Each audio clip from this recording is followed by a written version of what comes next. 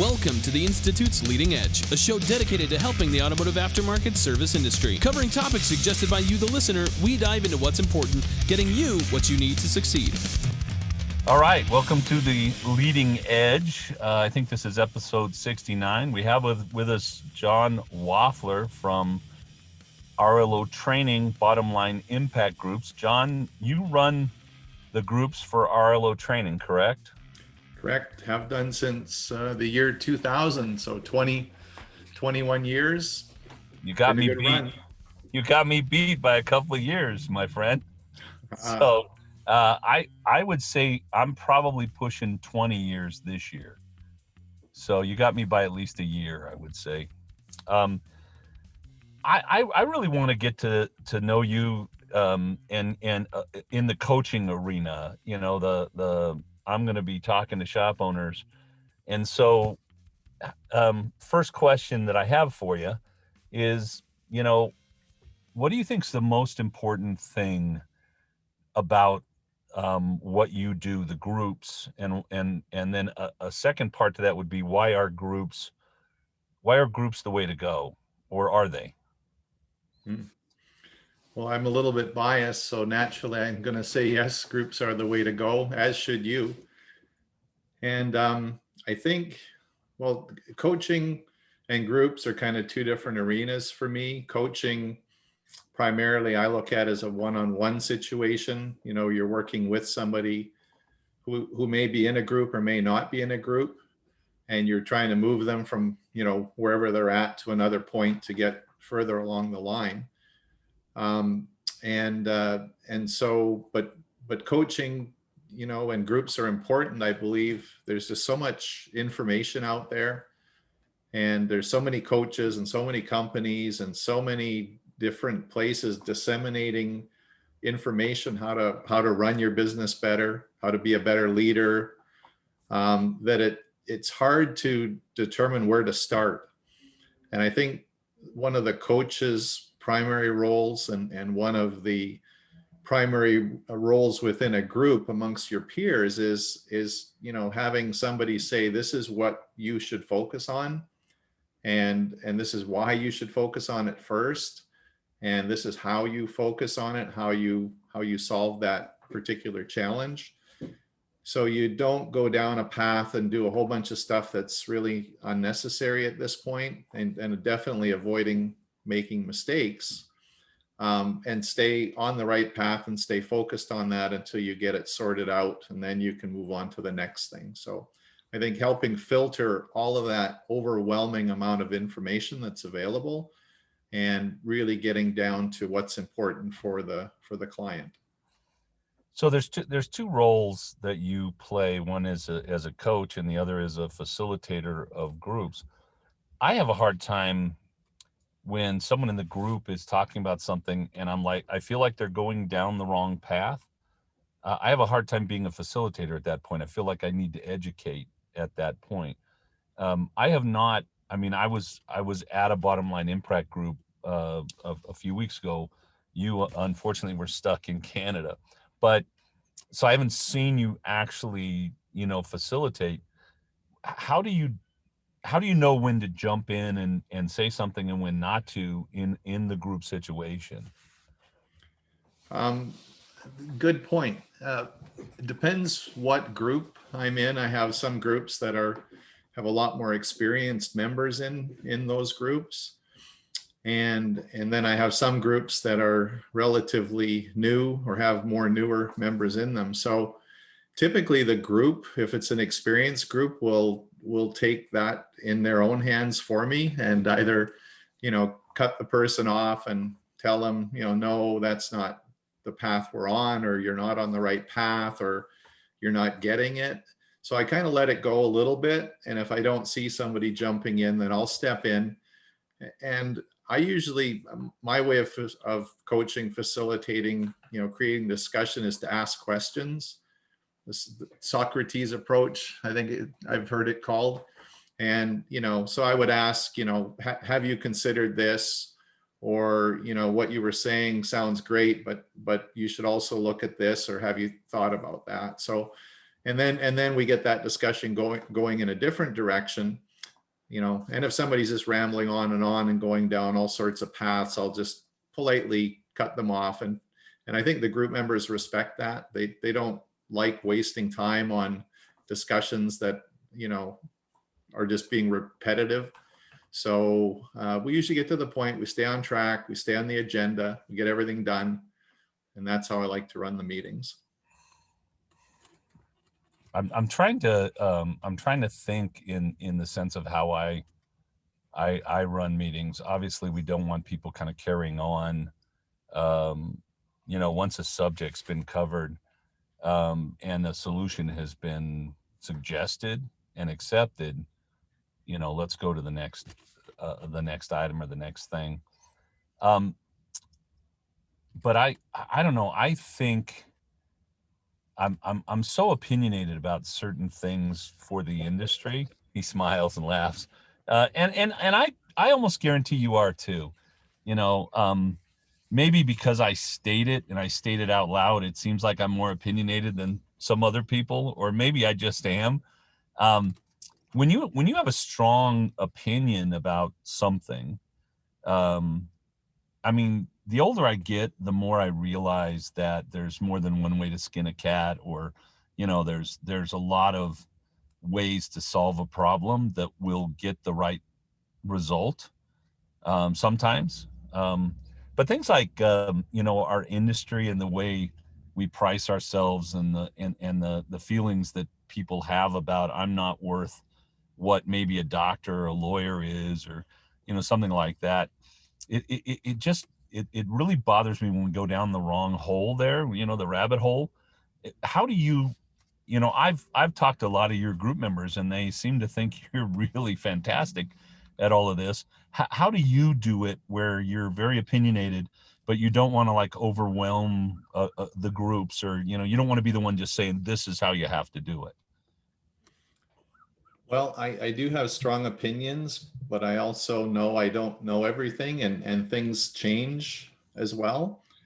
And so depending on who's, what the point is, or what we're discussing, again, I'll defer to senior members in the group, because pretty much, I mean, they've heard me speak to those points over and over and over again. And if you've been facilitating yourself for almost 20 years, Cecil, that you could say something, 10 minutes ago, or 3 months ago, or 10 months ago, or 5 years ago, and you've said it over and over.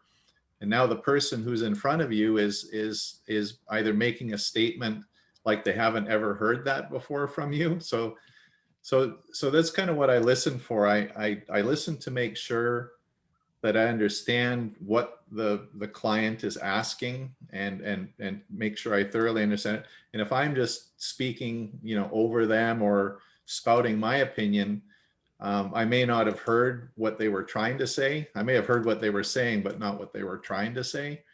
And so just talking over them, if they were trying to speak a point, would make them feel, somewhat diminished, right? When somebody speaks over you, or somebody stronger speaks over you. So I tend to play a little lower key, listen to what they're saying.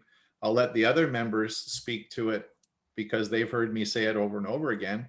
And I think that way, and this is where the difference between, one-on-one coaching and your peer group is, that when you hear it coming from, several other members in the group, versus just me, John Wafler, as a coach, I think it carries more weight. And especially if those other members are successful and, respected members of the group. So there's times when I just have to come in and say, look, this is what it is. We've talked about this over and over again. Everybody's doing it this way. And, so let's just move on. Let's just get past this and move on. So it does get to that point where I have to pull that card, but most often it'll be dealt with quickly by the peers in the group. They all want to share their knowledge. And I just sit back and smile, because some people in the past have listened and heard the message, and are now repeating it back to the client. So one of my, I don't know, issues is probably too strong. I've learned over the past probably 10 years that different people move at different pace, and almost no matter what you do, unless you can, in a one-on-one situation, really get to the down and dirty, almost more like a psychiatrist than a coach, that you're not going to force them to move faster than they want to or they have the ability to. But I have some people that have been in the groups for a long time. Now, we have the same thing in common. We have group members that have been in there for 18 years, long time. And you have some people that come in that are really what I would call the go-getter. They don't have to be young, but most of them probably are. They're a little impatient about the guys that aren't moving fast enough in the groups for them. How do you deal with that? Because I've lost a couple of group members because they felt like the other group members weren't moving quick enough for them, and it created frustration. I mean, maybe it can't be dealt with, but how do you deal with that? How do you handle that? That's a tough one, because there are some rock stars come into the groups or are currently in the groups, and I kind of look at it.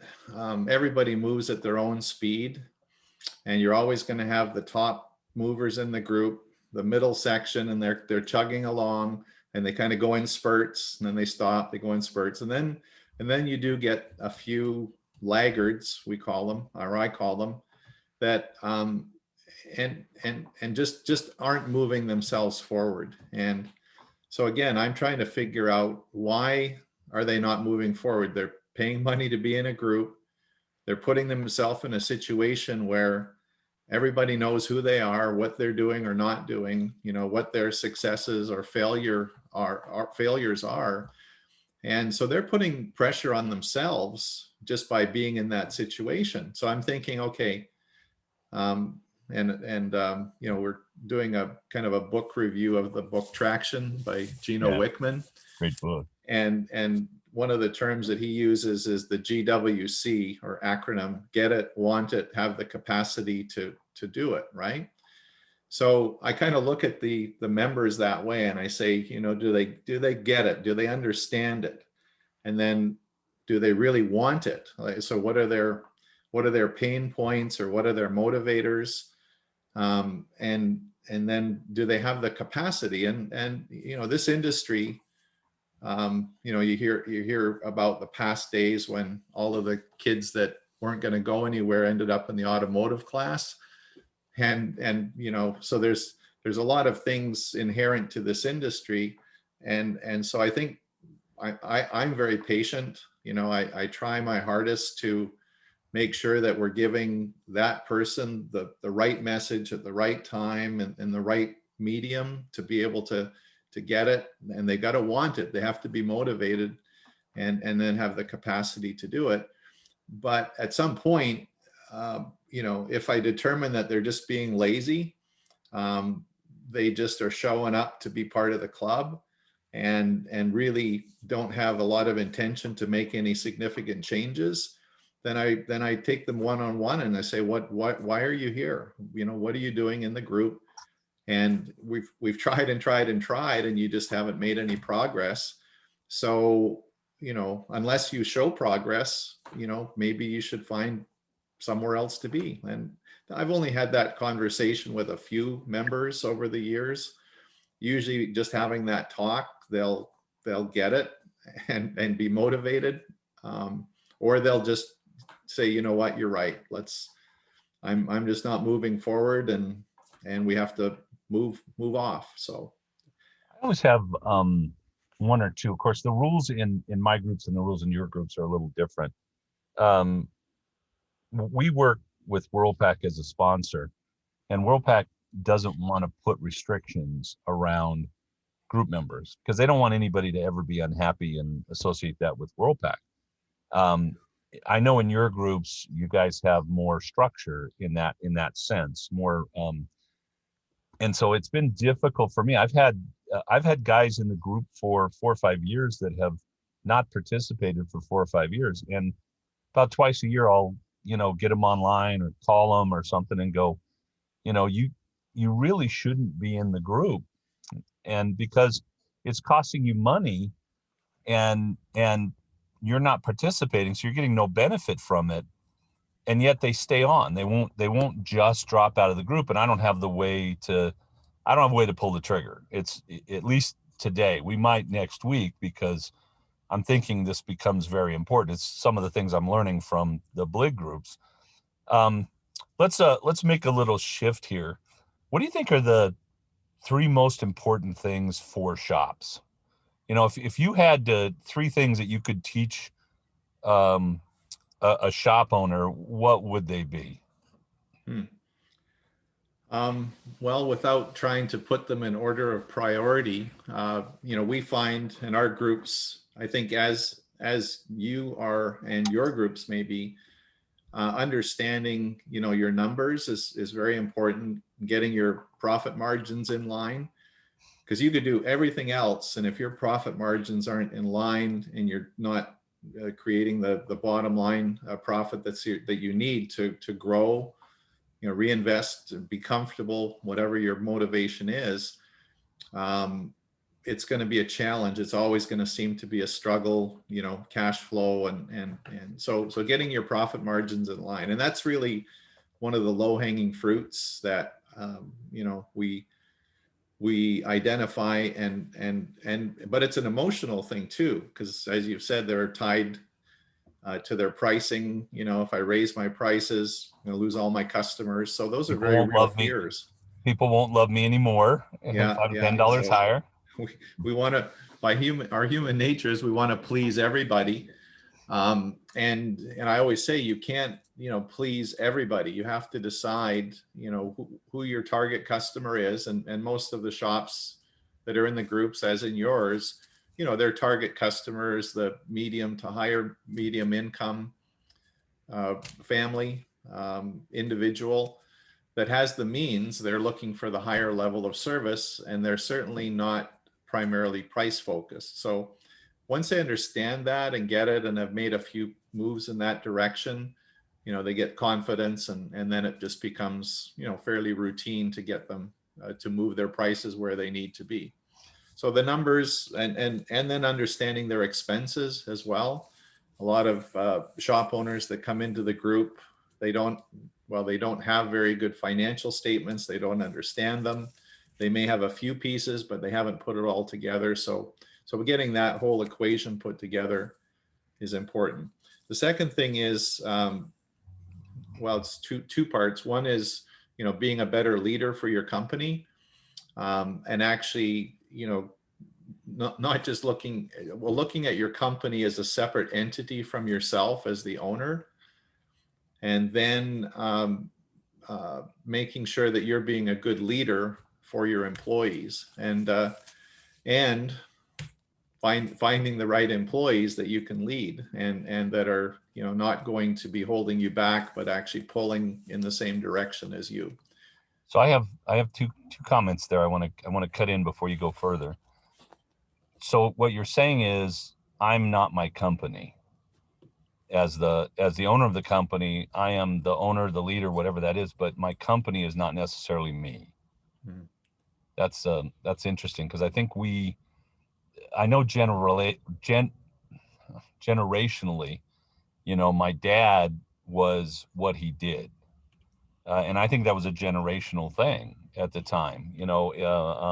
If I work hard, what he got from his business and from his life was the things that he did and accomplished. So if the shop was running well, then he was okay, right? Right. But he didn't have the family life, the social life away from the business. Mm-hmm. Okay. It's interesting, as I try to be different. I think my generation, and certainly the next generation, I'm a millennial. Then we have the Z-Gen. Did you call yourself a millennial? No, I'm sorry. I'm a baby boomer. Then we have the millennials. Thank you. Then we have the Z-Gen. Just seeing if I'm listening, I think. Yeah, sorry, that's what I was doing. That's it, right? It's not the white hair or anything. I certainly think the millennials have a better shot at that, not having a life outside of business, and they really want to have that. I'm not so sure that the baby boomers do.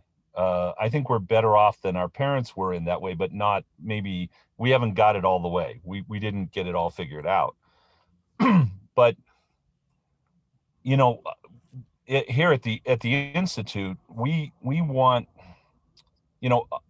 Cecil Bullard wants shop owners to understand that they have value in the world. I want them to make a decent and honest living, be able to take care of their business and their employees, but also have a life outside of that, with their families, their kids, their grandkids, whatever that is. I don't think my dad did a really good job of that, and I'm not sure many people from his generation did, separating the two, those pieces. You're kind of saying that you really need to kind of step away from your business in a sense and look at it as a business that has to be profitable, that has to, accomplish certain things, at least if I interpret you correctly. Yes, and separately from the owner. On our bottom line impact group application, we have questions. What would you like to achieve, or what are the biggest problems you're having? And one of them is the work-life balance, right? Yeah. And I think that's inherent with small businesses, and owners. And maybe there's some differences generationally, but small business owners, entrepreneurs, especially technical entrepreneurs that have a skill like automotive mechanics, and they end up owning their own business, and they don't understand how the business should work, and they've tied the business to themselves. So they start off being the technician, then they go to the service advisor position if they ever get there, and then my first challenge to them is to think about setting up the business so it runs completely autonomously from you. And to do that, you have to look at the business as a separate entity from you. What does it need? What are the positions? What are all of the pieces that go together to make that business run on its own? And then helping them achieve that. And again, when you're in a group and you see other people they've got a great work-life balance, sometimes it's balanced too far to the life rather than the work. We have to rein them back in a little bit. I'll take that over the other, but okay. But when they see that, and again, that's the power of the peer groups, is when you see that happening for other people and you're slogging away in the trenches for 12, 14 hours a day, and, up at the crack of dawn and crawling into bed at night exhausted, and no time for family, friends, vacation, then it starts to make sense. How can they do it? What are they doing differently than me? Because I want some of that. Don't you think that the shop owners that were the techs that are still trying to hold on to all the pieces, do you think that's, if I don't hold on to all the pieces, I've lost control of my business? When they really, in a way, don't really have control because they have to be there to put their hands on everything in order to make it go? Mm-hmm. It's funny because when I ran the last business I ran, very, very successful business. And I wasn't there very often. I mean, I worked a day and a half, maybe 2 days out of the week. Sometimes I'd take off for 2 or 3 weeks, come back, and the business ran. We had the org chart, we had systems, processes, job descriptions, all the things that you and I would say that's what's going to make the business kind of run and still hit its marks and targets. And it was very easy for me to do that in the shop. I found it much more difficult as a coach in my own company, as a CEO of the Institute, to let go of some of that stuff, Well, maybe you'll learn some of that, Cecil. I'm trying. I'm really trying. Your company just grew a little bit, so you may need to step back and look at it as something separate from you now. And you'll be really proud of me, though. We're making those changes in the email and all of that. And literally, I said, look, what I want is for someone to come in and set that up, and then just show me the basics that I need so I can use it properly. and Right. I don't want to be involved with anything else. I don't have any time or energy for it. I mean, I think that's one thing too, is it when you're trying to do everything for your business or make every decision in your business, it wears you out both physically and mentally, right? Mm-hmm. I've run across so many shop owners that are they're just tired, you know, And and they're tired from doing the things that are actually holding them back from getting to where they want to go, which was that was the third point, the leadership communication, with your employees. I think creating um, the forward look. Where's the company going? vision. How are you as an employee part of that? Yeah. Getting the employees to feel like they're part of something that's going somewhere. And nobody knows exactly where that is, but you can create the impression that, I'm going forward, the company's going forward, there's going to be lots of opportunities in the future. And as a shop owner, your job is to communicate that, which is very difficult for many shop owners. One is having a vision, because they're, again, technical minded. They're not, they're left brain, not right brain thinkers, and technically minded. Here's a problem, let's solve it, let's move on. But ask them to put together a 5-year plan of where you're going in the future, and it stymies a lot of the clients that I work with. The other important element, I think, is culture. And where do you go to school to learn how to create a good culture? And several years ago in the groups, we focused on that. And it was the first time we talked about culture, really. And we had a culture guide. It was a document that I think Dan Gilly had come across somewhere and brought into the group process. And it was, 12 or 14 points of company culture. And when we started focusing on that, and the assignment after that meeting was to take that document back and get everybody in your company together, a meeting. Who'd have thought a company meeting would be something, right? Yeah, really. And have each one of your employees, give them a copy of that document, and then read, a point on it, and let's just talk briefly about it. Does that apply to us? And how does it apply? How does it manifest in our day-to-day stuff? And I think that was a game changer for a lot of the shop owners in the groups, is, having the understanding of what culture should look like for them, and then having a tool, a document, and an assignment to go back and actually present it to their employees, and then come back and tell us at the next meeting how that went. And again, peer group interaction, communication, and expectation of follow-up, it seemed to shift the direction and accelerate the group progress. That was a good thing. That's something I think you guys have done really well, is having those general topics or themes and working on those for some period of time. As you said, I have beat my head against the wall so often saying, look, you have to have regular meetings. I mean, we had weekly meetings in my shop. I had a weekly management meeting with the owners of the company and the key players. And then I also had a weekly meeting with all the staff. And we talked about culture, and we talked about, what do we really want for our lives, as a part of working within the company. And, do we want to have a company that's a very honest, well-known, looked up to kind of company, or do we care about that? I mean, is it more about let's make more bucks and who cares if there's a few people out there that write bad reviews? It's really interesting that we spend so much time in our businesses, communication being one of the biggest issues we have, and yet we struggle to get business owners to communicate with their staff. Do you think they're uncomfortable because they're afraid they might hear things they don't want to hear? Or do you think it's more, I just think that's a waste of time and it's not going to do anything for my business?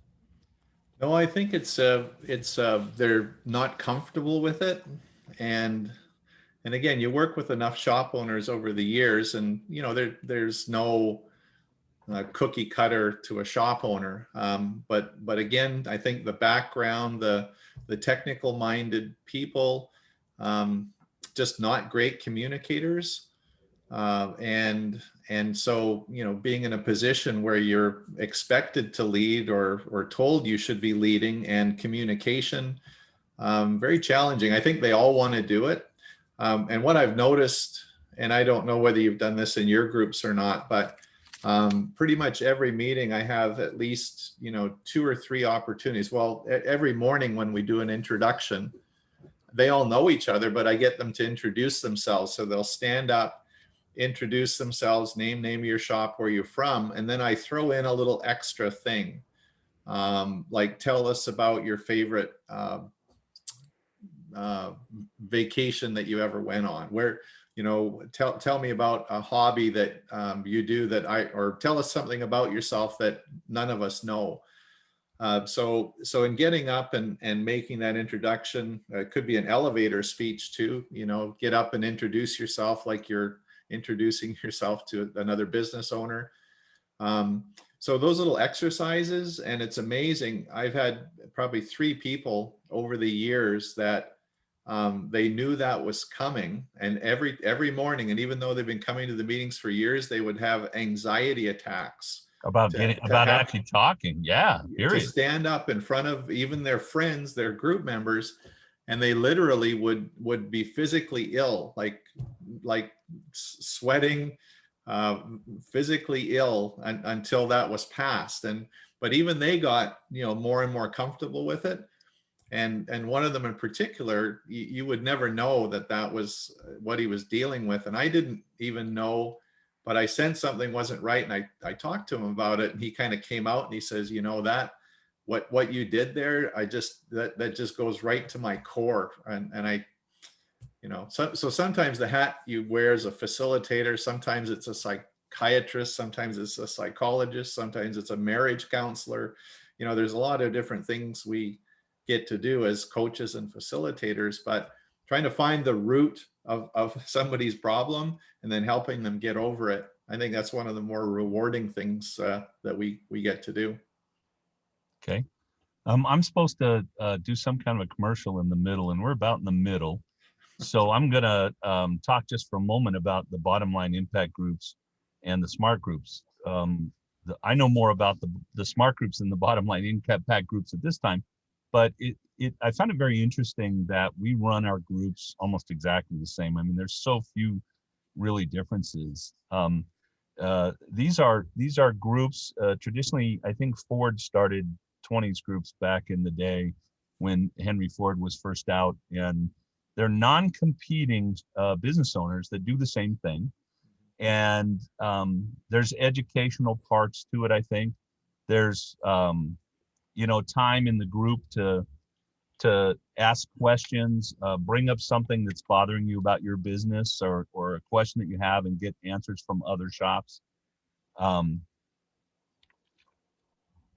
Excuse me, but it's allergy season, and all of a sudden I'll have to cough, and if I don't drink something, I'm going to start coughing. So I think that, to me, the groups they're, you were talking about communication. I'm still commercialing here.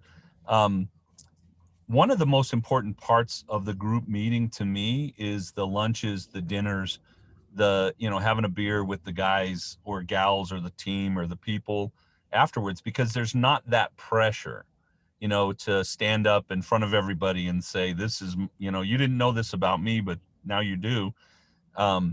They'll talk at a table with 25 people around it.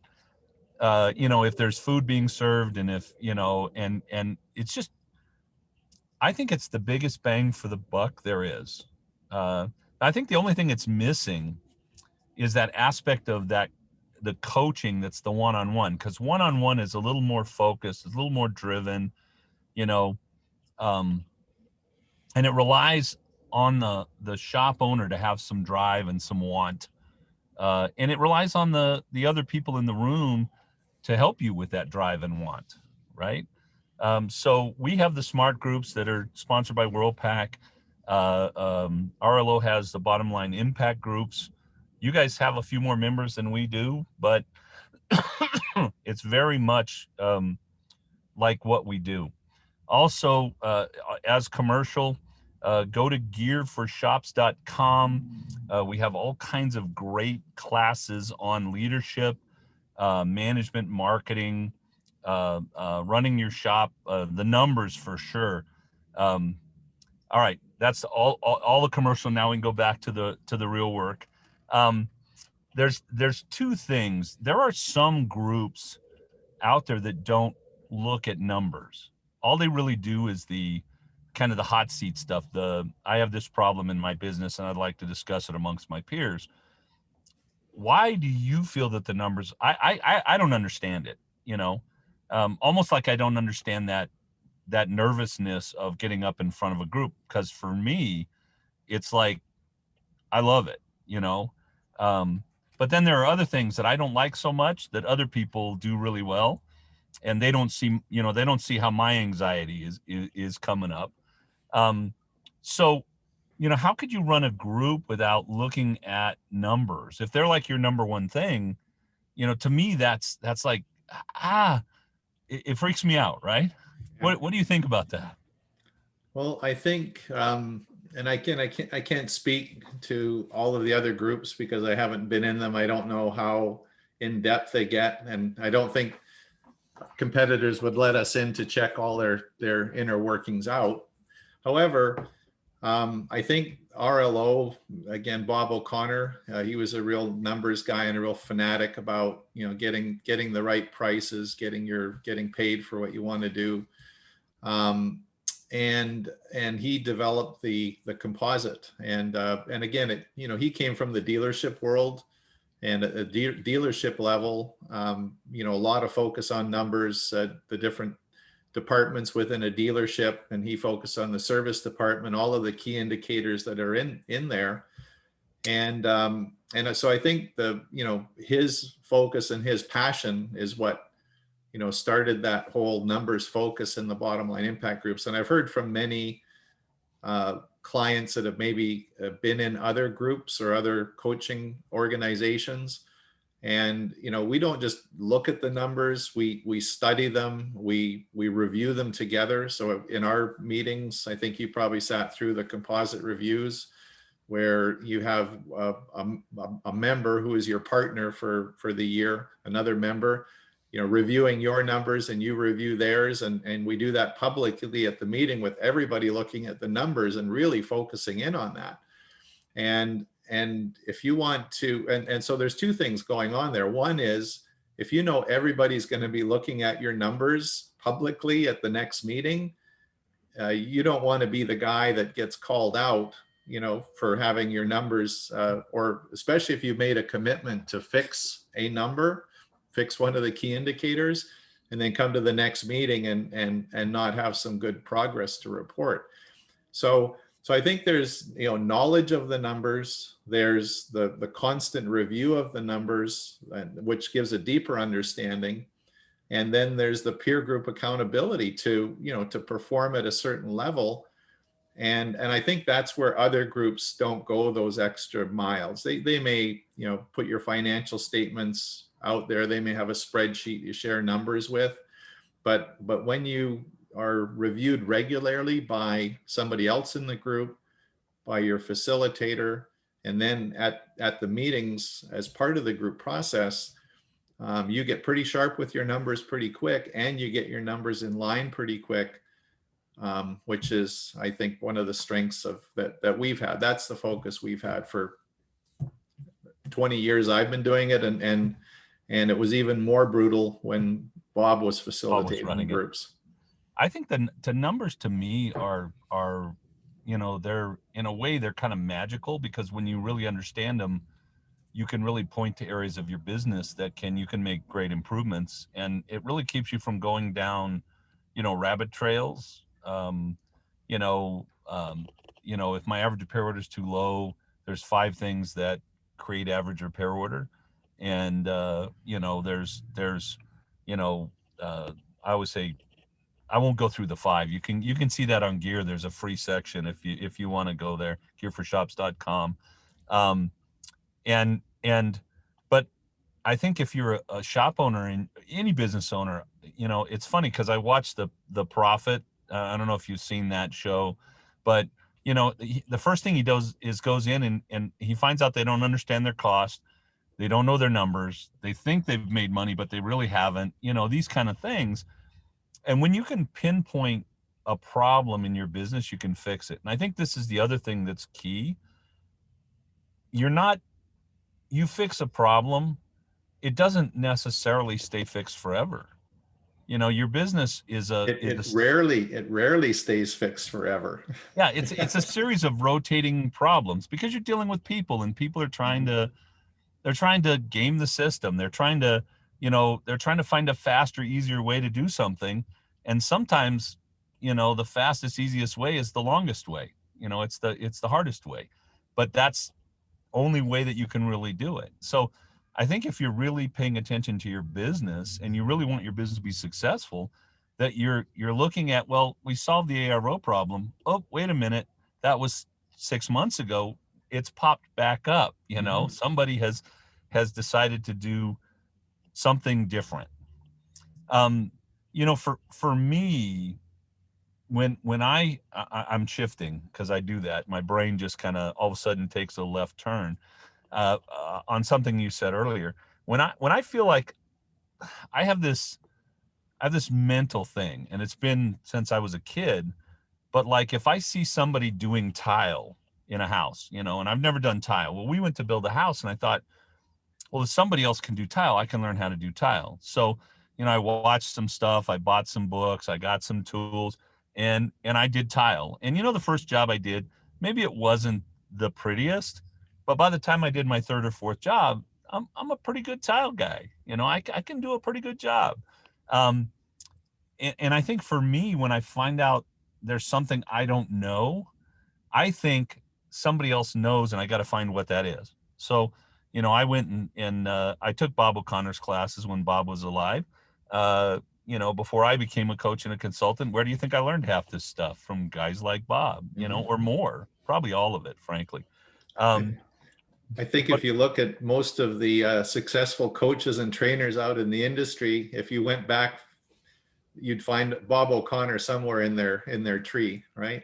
There's about 5 guys that would be in the genealogy, right? You just go back and you go second back. Oh, that's Bob, right? Or that's Jim Hunt, or you know, that's you know, and it is interesting.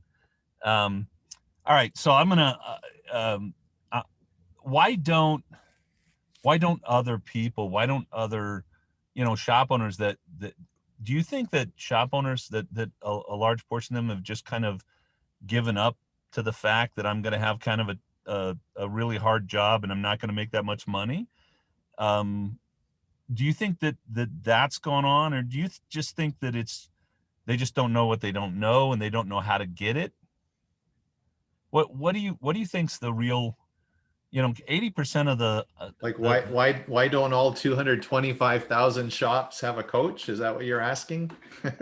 I think, yeah, frankly. I mean, you know, obviously I'm prejudiced. You're prejudiced. This is what we do for a living.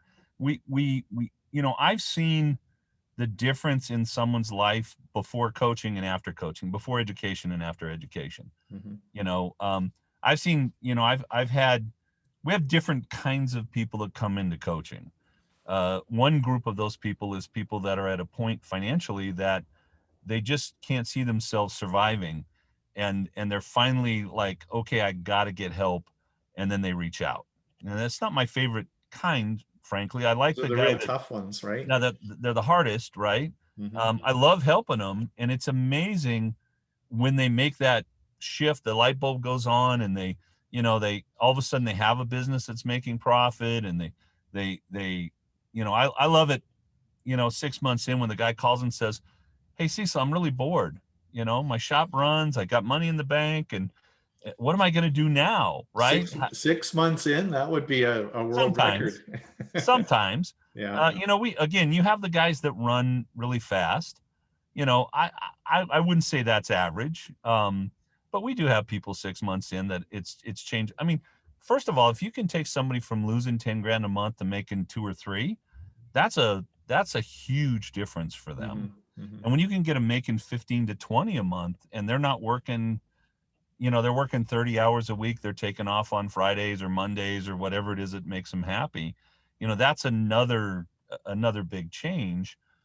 But why doesn't the other 200,000 shops, why aren't they involved? Because can't you see that there are people in this industry that do really well, and those people by and large have been through a program, they're involved in a 20s group, or they're working with a coach? What do we have to do to get the other 80% in the game, right? Yeah, that's Or well, if can we? you could answer that question, we'd both have way too much work on our plates to be able to handle it. So I think it's this, there's a number of different factors. Some think that that we coaches, peer groups can't help them for whatever reason. There's that belief that they have that I'm different. I'm different. I'm different. Yeah. And some people are just not coachable. You've run into those people before. They're very strong-headed, very arrogant. They think they know everything, and I would prefer that they continue on that path. They find a different coach besides me. Yes, because yeah, I can't help you. Yeah. yeah.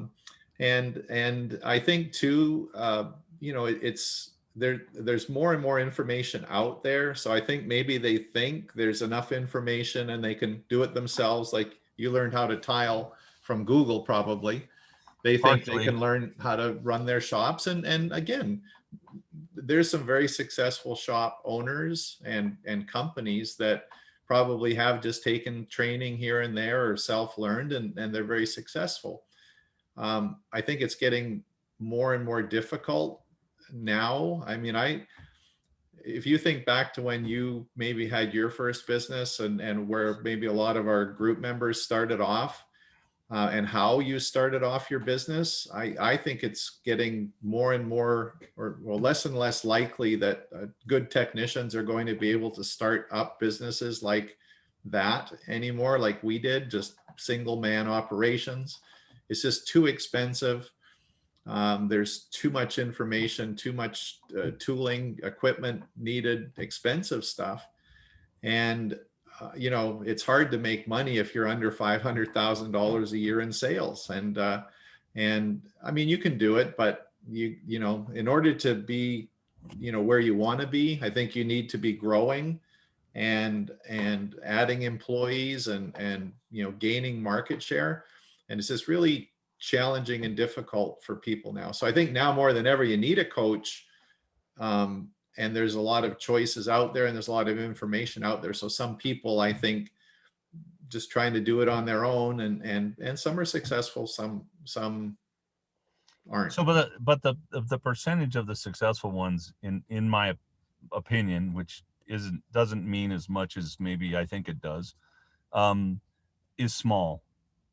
I have the education that I have gotten through guys like Jim Hunt and Bob O'Connor has made me millions of dollars in my lifetime. And it's made me, it's created the opportunity for me to be a different person than I would have been, stretch myself further, run a pretty large coaching and consulting company that is successful and has a great reputation in the industry, etc. That's one of the things that I really appreciate about RLO Training, and also for my own company, great reputation in the industry. I'm going to ask you two more things, and then we're probably going to wrap this up because we're getting to the end. I know it doesn't seem like we've been talking that long, but we have. Do you think that with the changes in vehicles, self-driving vehicles, the generational changes where maybe the next generation doesn't want to own a car, they just want to lease a share of a car, do you think there's still opportunity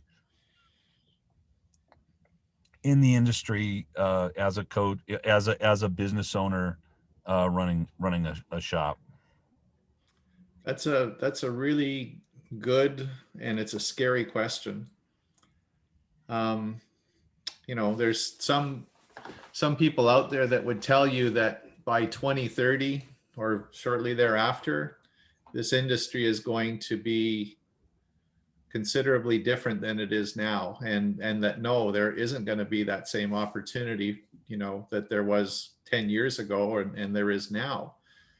So for some of the shop owners who are at the later stages, maybe they have another 5 or 10 years to go. I think it'll be fairly straightforward, you know, how they approach their business, but also thinking about how do I get out of this business? Like where's the path to my, you know, my exit strategy? And I think that this pandemic has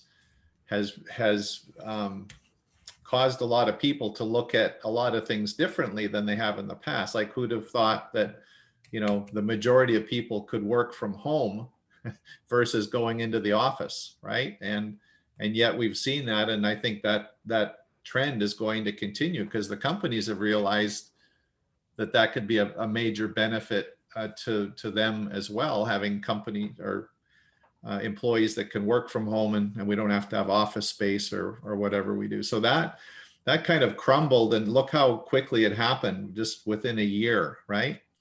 Probably less, frankly. I mean, so and then with that, you know, we don't need to drive our vehicle as much. So that's certainly coming into play.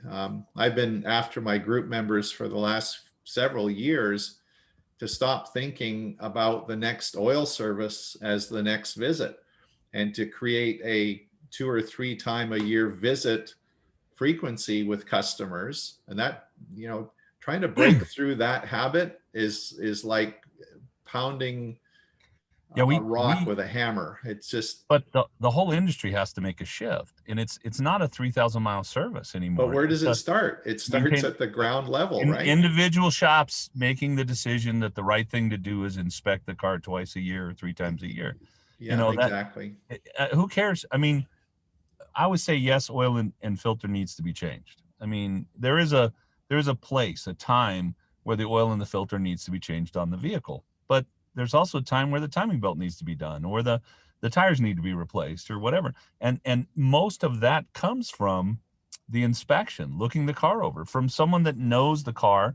You know, I don't go to my doctor and go, well, you know, I'm 60 now, so we better take out my appendix, or, you know, we better replace my knees, right? I go to the doctor and I have a complaint. I say, you know, my hands aren't working the way they used to. I don't have as much strength. And he says, well, you got this, you know, Cecil, and we can operate, or we can do this, or you can live with it, you know, and we make a decision based on information that's pertinent at the time, not something that somebody in the 1950s decided, right? Through 3,000-mile oil changes. Well, and that's exactly what we're fighting, and that one is very hard for shop owners to let go of. So that the shift in the service intervals, the shift in what the COVID has started, and working from home and not having to travel, everybody, you know, has great experiences with Uber and Lyft for the most part.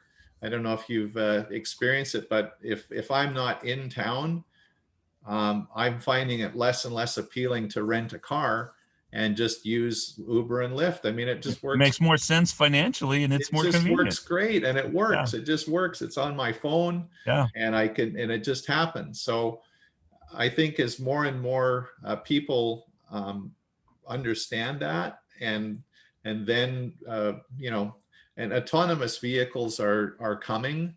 Electric vehicles are here, and they're coming on more and more every year. And it's going to be harder and harder for people, private individuals, to justify having a vehicle to do the things that you know, they're doing now, and to the point where they may not have a vehicle anymore. And then it's going to be that shift to these you know, fleets, autonomous fleets, ride sharing. Somebody's going to have to take care of those vehicles. I don't care. You know, 40 years ago, my dad and I are talking. I was a lot thinner and had more hair, and it was a different color and all of that. And Dad, you know, when carburetors were going out, fuel injection was coming in. And do you think this business is changing to the point where we can't? I said, Dad, as long as there are cars or transportation, somebody's going to have to take care of it. And you know, we've seen that where we used to do brakes every 20, 25,000 miles. Now we're not doing brakes as often. And certainly when electrical vehicles come out, we're going to do brakes even less often, but there's different maintenance that's going to need to happen. I have shops right now that are taking the brakes apart once a year and cleaning them up and putting them back together, lubing them, make sure they work properly, because they just don't get worked that often. But when you need them, they got to be there, right? Yeah. Well, the other thing that's happening is, and you've seen it in other industries, is the consolidation. Yeah. The big fish eat up the small fish. The big fish get bigger. The small fish go away. And so a lot of group members that I'm working with now, they're adding locations, they're acquiring locations, and hoping to become a target for a bigger fish, and that's their exit strategy. Do you have a caution for people, going from one location to two or two to three? Oh, that's a whole nother episode, Cecil. Don't get me started. So please don't. If you're the guy that has to be there all day long, and don't start a second shop. It's just you're gonna have a heart attack. You're gonna blow your brain out. All right. So we got a few minutes left. You said you wanted to get the Blig groups to know me a little bit. What questions would you ask me? Good question. I think you and I have discussed some of the fundamental differences of, there's a few differences in how you look at the numbers from what we do, and it's just math one way or the other. I think what's your vision for, and again, you're now in a position you're going to be overseeing myself and other facilitators, and I think you've got a good idea that you need to maybe step back and become the visionary, where do you see yourself in this role as we move forward down this road together for the next 5 or 10 years? Well, it's kind of interesting because, I also,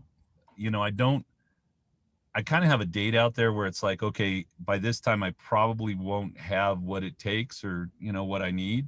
So, physically, I'm not too worried about that, but my mom had dementia early onset. I kind of think about that, and every time I got a word in my head that I can't bring out, I think, oh my gosh, is it happening already? But I kind of have a 7-year plan, but on the other hand, I don't see myself out. I always say I kind of want to become the Colonel Sanders of auto coaching and consulting. Well, you got the hair. I do, and I just shaved the beard off. I had the goatee, so I have been called Colonel Sandals by at least one guy who was mad at me. So, but I think I have to step out of some of the day-to-day stuff, which kills me. But it doesn't mean that I can't go to meetings and enjoy the friendship, the camaraderie, and be a part of that. It just means that I can't have a bunch of groups that I run myself. I think one of the things that you've got me excited about is your LMS, your learning management system. What do you call it? Garage Gear? It's called Gear for Shops. Gear for Shops. It's great education and resources for shops. Okay. Lex came up with that acronym for us. We were looking for a name that applied. I've had a vision for 20 years, maybe 25, of what I call the business in a box. And that is, where could I go as a business owner if I wanted to learn, from start to finish? Hey, I think I want to own a shop. What's it entail? What do I need to know? What do the numbers need to be? What about marketing? What about, this? What about that? And I wanted to have all the resources necessary. So, it's funny today, someone, we were having a conversation earlier, not you and I, but, and someone said, oh, I'm going to ask me about pay plans. And I said, oh my gosh, we have the best pay plans class in Geary. Go see the class first. Before we have a conversation, it's a 2-hour class, go see it. And then whatever questions you have, I'm happy to answer them. But as I think I told you, I kind of feel sometimes like James Taylor singing Fire and Rain for the 5,897th time, So Gear for Shops is a learning management system. I think we currently have 38 classes. Dan just cut some You know, we will, it's funny because I was thinking if somebody came in and they took a class, you know, every week, by the time you got done with the classes we'd have another 24 to 34 classes on top. And then you'd be, you know, and we have multiple instructors in there. So, you know, I hope to get you in there, frankly, because when we talk about things like average repair order, I'm going to come at it from one direction. You're going to come at it from a little different direction, even though we're trying to get to the same place, right?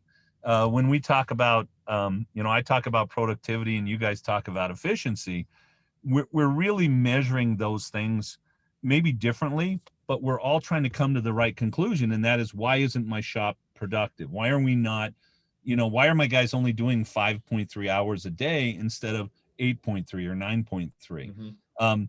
And so I think it's very valuable to have, you know, qualified, good people in there saying, look, we look at it this way. And here's how we come to our conclusions. And maybe I go in and say, well, but I look at it this way, but we're still coming to the same conclusion. I need a shop where my people are productive. I need a shop where I hit my margins. I need a shop where I got the right customers coming in my shop. I need a shop where we have the right culture and the right organizational structure, you know. For me, my dream really is to have this thing where people can go and say, geez, I was talking to a guy today who they pay their technicians a percentage of gross profit. They pay their service advisors a percentage of gross profit. So, and their gross profit kind of sucks. But here's the deal. If they improve their gross profit, they don't benefit. All of the money goes to the techs and the service advisors, and the shop doesn't win. So they don't, I mean, they do care that it sucks, but it's like, it shouldn't be that way. Everybody should be able to win. One of our tenets is, you know, everybody has to win. The customer, the employees, the business owner, they all have to win, and they can, right? And so gear for us is this place where we just have these resources, and they're very inexpensive, and you can get like the education. You know, for me, I got on a personal growth kick about 10 years ago. And what I do is I go to Amazon and I ask friends, and people recommend me books. So I buy, you know, The 7 Habits of Highly Effective People. And then when I buy that book, Amazon says, well, other people also bought this book and this book. So I buy 10 of them, and I sit down and I read them, you know, cover to cover. And then I put them away for about 6 weeks. And then I think about what I learned, and I pick pieces that work in my life, you know. But I couldn't have got there if it wasn't for The 7 Habits of Highly Effective People. And so for me, gear is kind of like, hey, I'd like to know about marketing. Well, holy crap, right now we have multiple classes in there from some really amazing people. And you can go in there, and there's some free stuff, and there's some stuff that you can pay for. You can get a monthly subscription, which is very reasonable. And so we can educate and give these guys and gals. My wife says I need to start including that. When I say guys, I mean both genders. I'm not just, it's just habit. You could just say gals and you'd have it covered. I'd be good, right? So the place to go get the education, learn it on their own time in their own way, and then of course if they want coaching or consulting, or if they, you know, there's the groups. Oh heck yeah, we'd love to have you in a group. Or there's individual coaching and consulting programs. We can do one-on-one, whatever fits you. But we as an industry, one of the things I think is real important, we need to be moving forward as an industry, because it is changing, and it's gonna. There's a guy named Dietmar Dahmen who speaks about marketing, but he says it's changing faster and faster and faster and faster. You know, and that's what I see for us in our industry. If we don't move forward, a lot of us aren't going to be around. Some of us are still going to be here. We're going to have great businesses. We may have 10 shops instead of 1. But a lot of us aren't going to be here because we didn't figure out how to really get it done today now, so we could pay for the rest and make the rest. I think this is a critical time. The next few years is a critical time where people have to make a decision. Do they want to run their business as a business and grow and move it forward and figure out a way to get past their challenges, or do they want to go do something else? And that's going to become more the choice. Some people aren't going to have the option, and others will prosper because of their choice that they make in the next year or two. And having worked with the groups and seen the progress of the guys and gals in the groups, just to me, that I don't do this for the money. Don't get me wrong. I need the money. I got to pay my bills. My wife needs certain things, and she'll probably get rid of me because there's not much left other than the fact that I have some money. But I do it because when I feel like someone learned and kind of overcame and became a better business owner and created more of a life. That's why our motto is, better business, better life, better industry, because that's what we're here for, right? I mean, that ultimately, why did we do gear? Well, yeah, I wouldn't do it if I didn't think I could make some profit on it, because, I've done some things and not made profit, and that's a good way to throw a lot of money away. But I really did it because I think it's something that will help the industry grow and move and learn quickly, and be able to do it at a reasonable cost. So I love what I do. That's the reason why I can't see myself necessarily retiring. When you can change people's lives, and I know you know it too because you've done it, and when you see that light bulb go on and you see the difference in their life, it's like I'm on the top of the world. And I didn't do it. They did. I just guided them a little, and You facilitated it. I did. I helped it happen. I always say I'd like to take that much credit because I facilitated, I guided, but the rest of the credit has to go to the shop owner because they did the work. I can't do the work for everybody. All I can do is help you understand what I believe to be the easiest way, the best way to make these things happen. And that's another reason why on gear we bring in multiple people. We're even going to start, we're not going to cross the two groups, but we're going to give them the opportunity to come to another meeting that is done by you or done by somebody else, because I think that gives them, first of all, a bunch of other shop owners they get to know. And second of all, I think it gives them a little different look from a different viewpoint that's pointing in the same place, right? It's still trying to get to the same place. I think we're all trying to get to the same place. We want to have our group members have successful businesses, but more importantly, great lives, right? And have impact. All right, I'm gonna ask you one more question. You can keep it as short or as long as you want. We're at the end. What is your one piece of advice for business owners out there that are in the automotive industry? Just what would be the one thing if you could only tell them one thing? One thing. Wow, that's a loaded question. I think the one thing, well, again, being biased, I'll give you two things. One would be, seek out the help that you need. And it has to be trusted help. So sometimes the most popular choice might not be the most trustworthy choice. Or the There's best. a lot of information out there. There's a lot of people out there that are trying to sell you stuff. So ask fellow shop owners. There's lots of opportunities within the industry to talk to other shop owners who would give you a recommendation based on their personal experience. And but seek out the help. I think more now than ever, you really need help, and it's very hard to do it alone. So surround yourself with trusted peers. Get yourself a good coach. Join a group. Get the training you need, and it's going to be a great ride for those that are looking forward and want to move themselves forward. And so that would be my advice. Thank you, John. I think this was, I really enjoyed this, and I'm hoping that our viewers also really enjoy this. John Wafler, RLO Training, Bottom Line Impact Groups. John runs 4 of the 5 groups, I think. 4.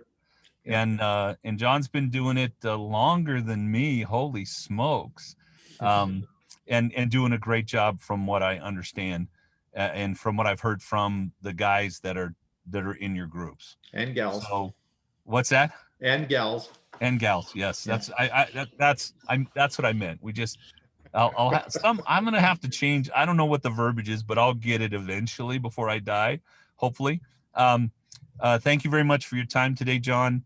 And those of you that watch this, thank you so much for your time. Have a great day. Thank you. Thanks, Cecil. Yeah, we're